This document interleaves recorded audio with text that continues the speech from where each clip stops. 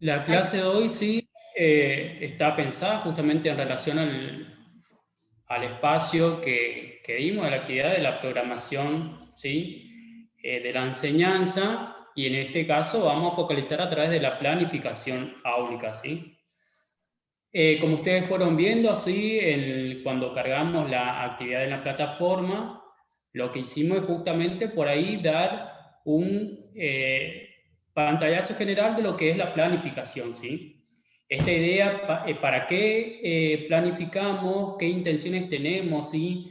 ¿Qué significados tenemos cuando planificamos en función de una clase, una planificación justamente anual también, ¿no es cierto? Y el sentido, sí, que le damos a esa propuesta didáctica pedagógica, sí. Como decían la plataforma, sí, en los diferentes ítems, planificar a nosotros nos sirve para no caer sin la rutina, sí, para no improvisar, nos sirve para tomar decisiones en función de una propuesta de enseñanza-aprendizaje, sí. Es un instrumento flexible, así que se reestructura cotidianamente, ¿sí? Y a nivel general, más que nada eso, resaltar, ¿sí? También, ¿no es cierto?, recordar de que la planificación es una propuesta didáctica pedagógica que nos sirve justamente a los docentes y a ustedes como futuros docentes, poder llevar adelante, sí, objetivos, estrategias, ¿sí? Para poder resolver problemas de la enseñanza, ¿sí? Obviamente que siempre está cargado y direccionado en relación, ¿sí?, a un punto de vista ideológico. Uno enseña desde un lugar, uno enseña desde su puesto, ¿sí? Entonces, para generar justamente esto, una enseñanza, ¿sí?, y un aprendizaje con sentido, ¿sí? Bueno, seguimos a esto y nosotros con el equipo docente pensamos justamente la planificación de la programación de la enseñanza en función de esta autora, que es Laura Lewin, ¿sí?, que es una reconocida pedagoga. En este caso, sí, esta autora nos va a dar las herramientas necesarias para poder analizar, comprender y llevar adelante justamente el sentido de la planificación. Lo va a hacer de dos momentos, ¿sí? Por un lado, nos presenta la matriz curricular, ¿sí? Y por otro lado, la matriz didáctica, ¿sí? Como entendiendo y haciendo referencia a algo que forma, ¿sí? Que tiene una estructura, que responde a un sentido, ¿sí? Dentro de la institución, y que de ello depende también el aprendizaje, ¿sí? Y el tipo de enseñanza. No sé si quería agregar algo, Miguela. No, está bien. Después voy a lo mío específicamente. Espectacular, espectacular. Bueno, yo había puntualizado unas cosas acá, sí, cuando esta autora hablaba sobre la matriz curricular, sí, hacía referencia a una estructuración del plan educativo, sí. Y bueno, este plan educativo está direccionado justamente a pensamientos, a decisiones, sí, a creencia, a percepción. Es decir, que direccionan el sentido de la enseñanza de la institución, ¿sí? Ustedes recuerden de que uno planifica en relación a los contextos, ¿sí? Todas las escuelas son diferentes, tienen diferentes situaciones, ¿sí? El tipo de enseñanza también es diferente, ¿sí? Entonces, a esto es lo que esta autora llama estructuración del plan educativo. De ahí también va a condicionar la institución, ¿sí?, y a lo que se quiere llegar. Por esto también nosotros podemos hablar y decir de que esta autora lo que va a hacer es tratar de llevar esta idea de proponer a reflexionar o a entablar un debate entre la escuela tradicional, ¿sí?, y por otro lado, la escuela del siglo XXI, ¿sí? Y cuando hablamos ¿sí? de esta escuela del siglo XXI, justamente estamos buscando esta idea de un cambio significativo, ¿sí? Por eso, cuando habla sobre la matriz curricular, propone esta idea o esta visión versus aulas heterogéneas o homogéneas, ¿sí? La heterogeneidad justamente llama a esto, ¿sí? De que la multiplicidad de ideas, ¿sí? De que todos los alumnos aprenden a través de diferentes circunstancias, tienen sus momentos, ¿sí? Y de ahí, de esta idea de que el alumno debe ser un partícipe activo, ¿sí?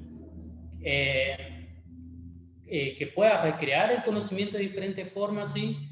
Y también, ¿no es cierto?, de alguna manera,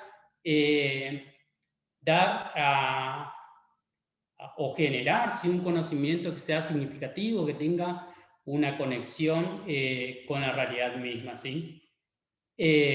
Para romper justamente con estos estándares de la escuela tradicional, ¿sí? O sea, dejar de lado esta idea de que los estudiantes sean meros reproductores, ¿sí? Del conocimiento, y envía esta idea de producir conocimientos significativos, ¿sí? Bueno, entonces, esto es lo que más o menos está mostrando, ¿sí? El posicionamiento que tomamos frente a esta matriz, ¿sí? También esta autora, cuando habla de la matriz curricular, nos está hablando también de los diseños curriculares, ¿sí?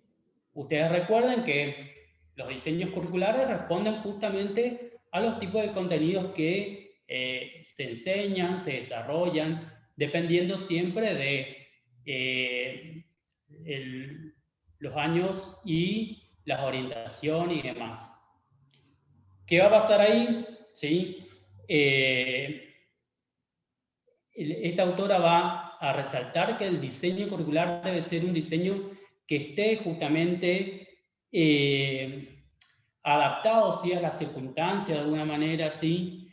De que ciertos contenidos estén relacionados a la demanda de los saberes actuales. ¿Sí? Ustedes recuerden que estamos estudiando ciencias sociales, ¿sí?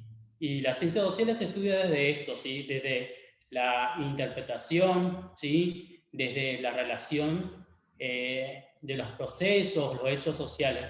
Más que nada, la ciencia política, así que nos da diferentes panoramas o herramientas para poder analizar todos los temas, ¿sí? De ahí que es necesario justamente el manejo de la información, de la actualidad, ¿sí? No hay mejor forma de poder enseñar que a través de traer ejemplos de la realidad misma, ¿sí? Partir de ahí para que el conocimiento tenga justamente esta idea de la significatividad. Otra cosa. Lo que me olvidaba también. Acá cuando hablamos sobre el diseño curricular, ¿sí? Es como que nos lleva a pensar, ¿sí?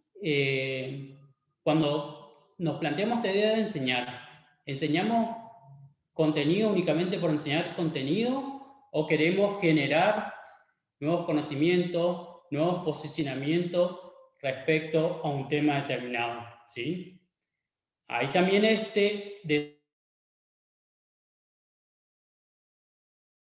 poner en el centro de la escena al estudiante, ¿sí? ¿Y por qué esto, no es cierto? Porque si vamos hoy a la actualidad, ¿sí? El conocimiento dejó de ser, ¿sí? Único, como era en la escuela tradicional, donde el docente era mero reproductor, ¿sí? Hoy el conocimiento está en las manos de todos, en el acceso de todos, ¿sí? Entonces, ese conocimiento debemos ponerlo en práctica a través de las diferentes herramientas que tenemos, ¿sí? Por otro lado, y bueno, obviamente que cuando hablamos de contenido deben ser contenidos que sean significativos, ¿sí? Que sean atractivos, ¿sí? Que de alguna forma estos contenidos, al enseñar, lleguen a responder las demandas del sistema educativo actual, y por otro lado, también respondan, ¿sí?, a la formación académica y al mundo laboral de los estudiantes. También, ¿no es cierto?, esta autora habla así, cuando habla de diseño, habla el qué y el para qué enseñar. Y ahí justamente lo vincula, ¿sí? Una enseñanza con sentido, ¿sí? Que esté con una interacción en la vida cotidiana, ¿sí? Y lo va a plantear a través de qué? De la escuela del siglo XXI, pero que debe ser desarrollado a través de las habilidades de los estudiantes, ¿sí? Es decir, adaptar un contenido a diferentes circunstancias donde se puedan sacar diferentes conclusiones, diferentes posicionamientos, ¿sí? Y de esta forma recrear el conocimiento. También, ¿sí?, cuando hablamos qué enseñar y para qué, de alguna manera también está aludiendo a esta idea de la matriz tradicional o la matriz de la escuela de la educación transformadora, como dice, ¿sí? Educación transformadora haciendo alusión justamente a una educación que esté inserta dentro de los estándares de la escuela del siglo XXI, ¿sí? Donde la enseñanza rompa con los estándares de la escuela tradicional, ¿sí? Donde los estudiantes sean partícipes activos y más que nada, y si hablamos de las ciencias sociales, deben ser justamente estudiantes reflexivos, ¿sí? Generar estudiantes que sean capaces de reflexionar sobre la realidad misma y de poder apropiarse, ¿sí?, de un punto de vista personal, ¿sí? Por otro lado, cuando hablamos también de diseños basados en habilidades, esta autora también nos da las herramientas y nos propone las 8 alfabetizaciones, ¿sí? Este punto es importante porque usted le va a dar justamente herramientas para poder pensar, para desarrollar, ¿sí?, su actividad de consigna en lo que habíamos propuesto en la plataforma, ¿sí? Por José otro Luis, lado, sí. ¿Sí? ¿puedo seguir? Sí, sí, perfecto. Porque viste que después nos queda tan poquito. Excelente, un genio mi colega. Bueno, vuelvo a aclarar para los que ingresaron recién que no responde mi cámara, por eso tengo la fotito.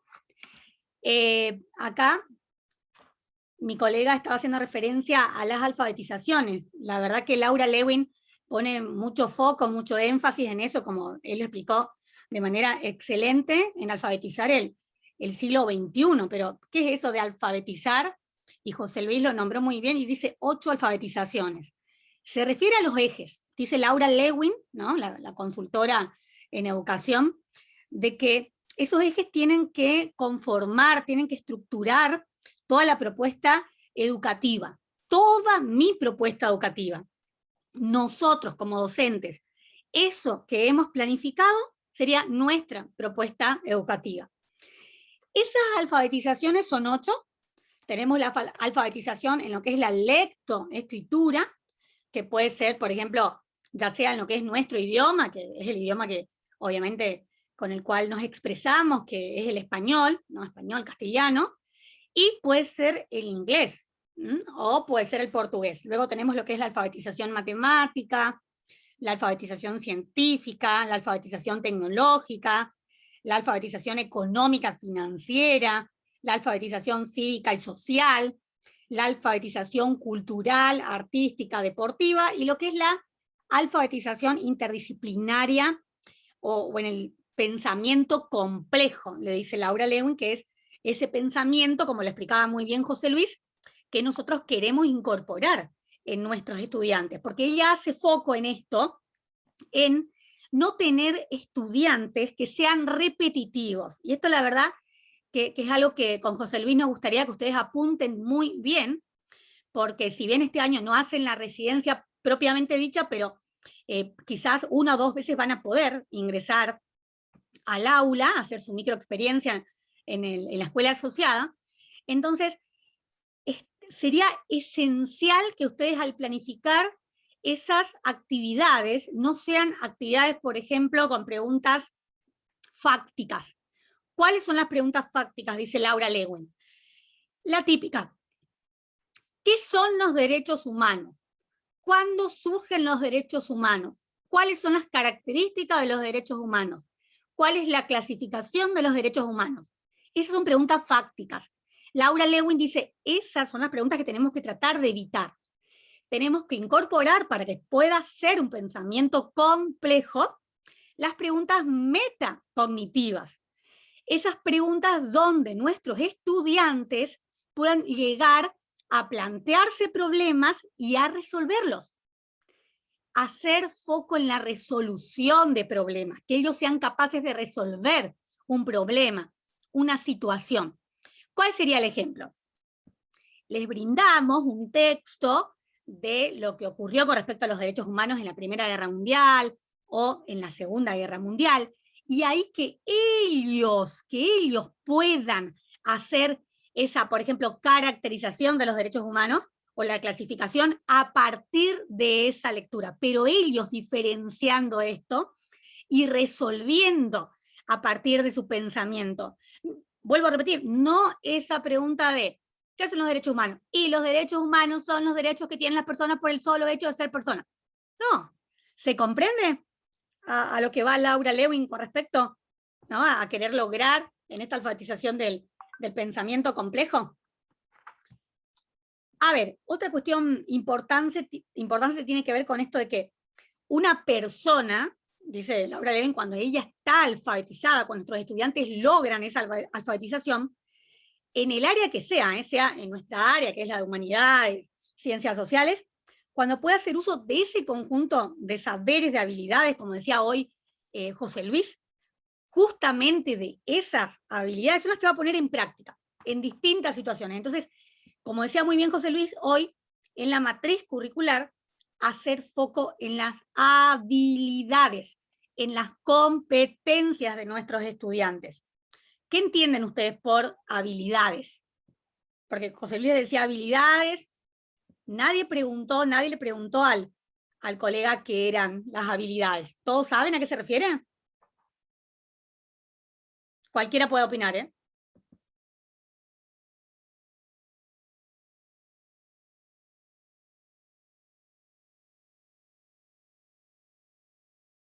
¿Qué serían las habilidades?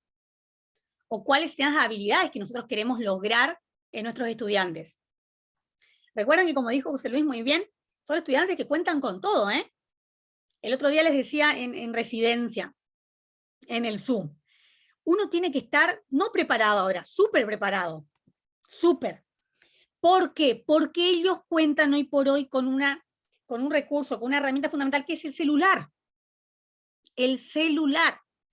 Si me toca dar el tema del último régimen autoritario en la Argentina y tengo que hablar de los desaparecidos, y en lugar de decir 30.000, digo 300.000, por más que estoy enseñando ese tema a un primer año a nivel secundario, y ellos tienen el celular, y les hace ruido esa cantidad, lo que van a hacer rápidamente es buscar en el celular. Y en el celular les va a aparecer no 300.000, sino 30.000. ¿Se comprende? Por eso tenemos que estar súper preparados en el momento. No solo de planificar, sino de ingresar al aula. Bien, entonces, a ver, lo de habilidades que nadie respondió.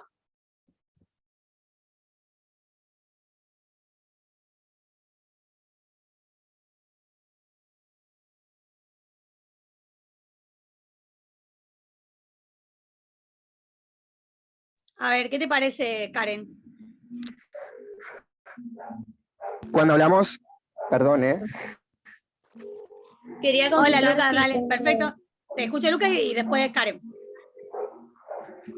Que cuando hablamos de capacidades y justamente hablando en el ámbito de la educación, o sea, obviamente las capacidades son todos esos conjuntos de cualidades, aptitudes o condiciones que tiene una persona, y nosotros como futuros docentes, justamente, como usted dijo, tendríamos que tener todas las capacidades y las habilidades para poder meticular todo el conocimiento que nosotros tenemos y aplicarlo en la enseñanza, en la educación.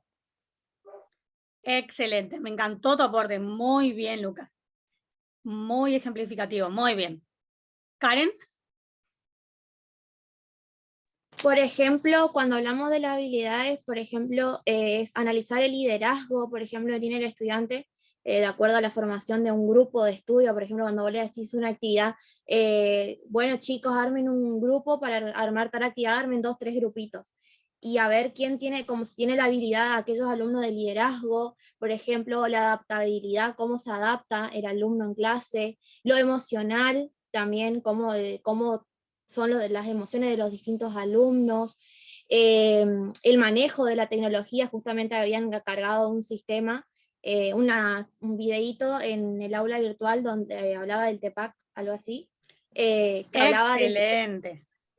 Tecnológico, sí, que hoy en día también se agrega lo que es la tecnología, justamente hablando del ejemplo que dio usted, del manejo del celular. Eso también es como una habilidad también que hoy tenemos que tener en cuenta en lo que sería el diseño curricular, cómo el alumno maneja esto de la tecnología, que es algo que se incorpora, digamos, a esto del estudio, de la planificación. Permiso. Excelente, Karen, se nota que mucha Acotar, lectura ahí en acotar por ahí, el aula. acotar un poquito por ahí lo que dijo Karen, A ver, Lucas. con el tema de la capacidad y de las habilidades. Está bueno porque justamente el docente tiene que conocer también todas las capacidades y las habilidades que comprenden los alumnos. ¿Para qué? Para conocer tanto sea la capacidad, como usted dijo, la analítica, la reflexiva, ¿sí? La social, la psicológica, para comprender justamente el contexto en el cual nosotros nos estamos rodeando, como, bueno, ya posicionándome como docente en este caso, conocer también el contexto el cual nosotros estamos manejando. Excelente los dos, sí, se nota que hay lectura ahí. Muy bien. Claro, porque vieron que como lo dice Laura Lewin, estos conceptos que nosotros usamos siempre, que tienen que ver con qué es una habilidad, qué es una capacidad, qué es una competencia, ¿no? A veces lo usamos como sinónimos, y a veces quizás como sinónimos o terminamos pensando de que significan exactamente lo mismo. Y no en un sentido educativo, en el sentido que nos interesa, porque la capacidad es esa aptitud que va a tener mi estudiante, esa aptitud con la que cuenta mi estudiante para llevar a cabo la actividad. Recuerden, esa sería la capacidad. Y la habilidad es cómo va a manifestar mi estudiante esa capacidad. Vuelvo a repetir, entonces la capacidad tiene que ver con la aptitud con la cual cuenta mi estudiante para llevar a cabo una determinada actividad. Eso es la capacidad. Y la habilidad, cómo manifiesta mi estudiante, ¿sí? Esa capacidad que tiene, que puede ser de él, puede ser innata o puede ser adquirida. En la habilidad, cómo manifiesta mi estudiante esa capacidad que tiene, que puede ser innata o puede ser adquirida. Y la competencia ya tiene que ver con, por ejemplo, la idoneidad para hacer algo o intervenir, ¿no? En una cuestión determinada. Mi estudiante tiene una determinada idoneidad para poder hacer algo, para poder intervenir en una cuestión determinada, eso es la competencia. Pero muy bien, con respecto a las habilidades, como había dicho Karen hoy cuando empezaba, Laura Lewin dice pueden ser habilidades de autoconocimiento, pueden ser de pensamiento crítico, de perseverancia, quién es el líder, quién es el que tiene más conciencia social, quién es mi estudiante más creativo, quién es mi estudiante más comunicativo, quién es mi estudiante más curioso. Esas serían las habilidades a las cuales hace referencia Laura Lewin y que tienen que estar en nuestra planificación, que tenemos que pensar al planificar. Otra cuestión muy importante tiene que ver con esto del diseño curricular jurisdiccional, como lo dijo hoy José Luis. El otro día yo hice esta pregunta en el presencial, que en realidad no pudimos llegar a dar en Posadas, porque justo hubo una reunión en Posadas que tiene que ver con esto de las elecciones, y bueno, perdimos ese día. Pero les había preguntado a los alumnos que estaban, que eran Hernán, Magalí y Lucas, ¿no es cierto? Sí, profe. Les había preguntado, si ustedes toman ahora la hora de ciencia política en una escuela, y ese profesor no había planificado, no tenía planificación, ustedes tienen que planificar, y para no repetir, obviamente, los temas de primer año de formación ética y ciudadana, o de tercer año de formación ética y ciudadana, o los temas de cuarto año de ciudadanía y trabajo, ¿cómo hago para planificar? ¿A dónde busco? ¿A dónde observo los contenidos En el que deben estar diseño en mi curricular planificación jurisdiccional, de quinto año de ciencia política? en el diseño curricular En el jurisdiccional. diseño curricular, tal cual. Primero y segundo año en el diseño curricular jurisdiccional básico. Tercero, cuarto, quinto, sexto, ya en lo que es el diseño curricular, el jurisdiccional orientado. Entonces, si yo tomo ciencia política la semana que viene y la docente no hizo el programa, ya terminó el primer trimestre y todavía no hizo el programa, bueno, me voy al diseño curricular orientado, busco ciencia política, quinto año, y ahí voy a tener los contenidos que deben encontrarse en mi planificación de ciencia política, porque no puedo colocar derechos humanos en ciencia política de quinto año, o valores y normas, ética y moral, en quinto año de ciencia política. ¿Se comprende? Miren que ustedes ya van a comenzar a simular en el próximo encuentro presencial. En cada una de las sedes van a simular, así que... Esto es importante, el manejo del diseño, sí, porque es lo que a nosotros nos da las herramientas necesarias para poder agarrar y adecuar esos contenidos a la planificación, hacia lo que nosotros queremos enseñar, a la propuesta didáctica pedagógica que queremos llevar a la realidad áulica, sí. Y rescato también lo que dijo Karen hoy sobre todo lo que sea la parte emocional, ¿sí? Ustedes recuerden hoy, a la escuela no se va únicamente a enseñar contenido, ¿sí? Sino que hoy en día se debe enseñar desde el lado emocional, ¿sí? Desde el acompañamiento, ¿sí? A los estudiantes, al llevar propuestas que sean significativas y que sean resignificadas de diferentes formas, ¿sí? Propongo un tema, no sé, los derechos humanos, ¿sí? Bueno, a ver, traemos esta propuesta acá, generamos, ¿sí? Un debate de cómo queremos demostrar cada uno, cada grupo, la idea del tema de los derechos humanos, ¿sí? O sea, generar una enseñanza siempre que tenga sentido y que el estudiante pueda sacar sus propias conclusiones, ¿sí? Poder tener un argumento propio, ¿sí?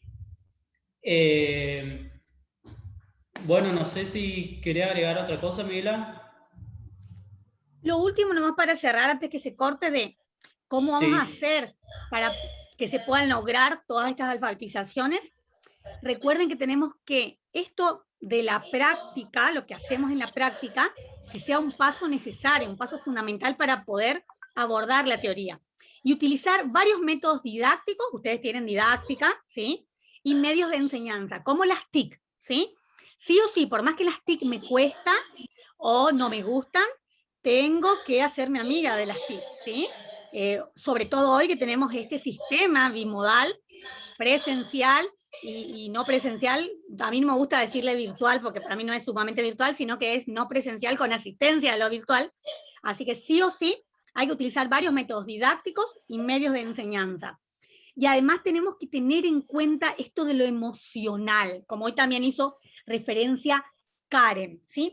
Es muy importante el contenido que transmite el docente en el aula, muy importante. Pero también, cuando ingresamos al aula, tenemos que observar a nuestros estudiantes, porque estamos viviendo una situación muy difícil, muy compleja, entonces no sirve de nada que seamos unos diccionarios andantes. No, no. Entro al aula y miro a esa burbuja que tengo hoy de 10, de 15 estudiantes. Miro quiénes están y cuando tomo lista, eso es fundamental, para ver quiénes están presentes de la burbuja en ese día, mirar a cada uno la carita para ver cómo están, no solamente si están, sino para saber cómo están. Es muy importante hoy para transmitir contenidos conceptuales lo emocional, si no, no servirá de nada, no servirá de nada, ¿sí? Y esto también, Miguela, como dice la autora Laura Lewin, ¿sí? De que enseñe no significa que los estudiantes aprendan, ¿sí? Por eso justamente Excelente, José Luis, tal cual. Pensar nuestras prácticas áulicas y las actividades que nosotros proponemos y desarrollamos en función a un tema o diferentes temas, ¿sí? Nosotros, como dice José Luis, nosotros queremos transformar la educación y lo podemos hacer desde el aula y tal cual lo dijo él. Podemos enseñar, no significa que aprendan. Entonces, ¿para qué recitar una clase si no hemos incluido, por ejemplo, lo emocional? Tal cual, ¿sí? Ustedes entienden que este contexto de la educación es un contexto que no podemos decir que no, es un contexto que está bastante atrasado, sí, que se viene repitiendo hace un montón lo mismo, así que esta idea justamente está pensada, esta actividad y estos textos de la autora en función a para que a ustedes le ayude a reflexionar en función a sus próximas prácticas, ¿sí? Bueno, antes de que se corte, muchísimas gracias a todos los presentes. La verdad que esperemos que se sumen más luego porque, bueno, es la idea de que estén en los Zoom y bueno, el que no puede estar se comprende que trabajan y luego se subirá la clase entonces. José Luis, genio total. Parece que tenemos que dar juntos la materia, ¿eh? Una cosita antes que nos olvidemos. Sí. Los foros, chicos, por favor, entren y den su apreciación porque ustedes recuerden que al cerrar las notas se toma parte del porcentaje de la participación en foros, ¿sí? Recuerden eso y avisen a sus compañeros también de... Tal cual dice José, entren al aula todos los días, porfa. Bueno, gente, gracias chicos, José Luis, genio, mil gracias. Nos estamos viendo, hasta chao. Luego. Muchas gracias, gracias. Hasta luego. Chao chicos, hasta luego. Gracias por estar. Hasta luego. Chao, chao.